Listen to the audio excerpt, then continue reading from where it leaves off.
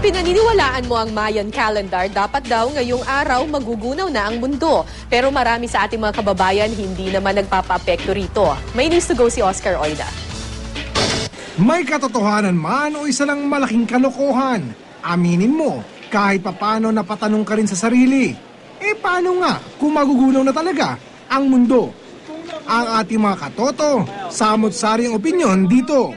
Kung magugunaw ang mundo, anong huling bagay na gagawin mo? Siyempre kailangan kasama yung pamilya. Magdadasal na lang po. Pagsisisihan ko na po lahat ng mga kasalanan ko. Para sa ilan, dapat makabuluhan ang katapusan. Gumawa ng mabuti. Sa pagiging isang pulis, siyempre ilala natin yung serbisyo natin kahit 2 oras na lang natitira sa mundo. Yung iba, tila suko na. Wala po tayong magagawa doon. Ilang beses na gumuho ang mundo ko. Meron namang dead malang. I don't give a Walang katutuhan. Ba't di pa ngayon? Ha?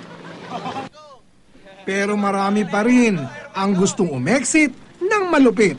Maglalaro na lang ako ng skateboard. Ayaw kuha na lang ako sa out. Nagpapariband.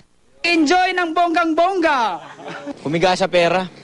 Lumalabas sa aming pagtatanong, karamihan, idadaan na lang ang lahat sa pagdarasal.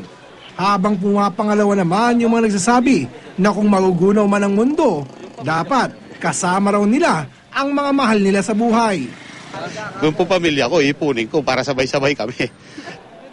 Pero sino nga ba talaga makakapagsabi kung kailan? O isa nga lang ba itong resulta ng sobrang kapraningan? Kung sa bagay, ilang beses na nga bang nachismis na magugunaw ang mundo? Di ba umugong din dati yung sabi-sabi na magkaka 3 days of darkness? Narinig ko yun Isama mo pa ang Y2K at mga di na mabilang na prediksyon.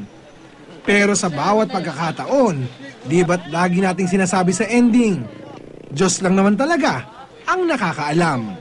Oscar Oida, GMA News.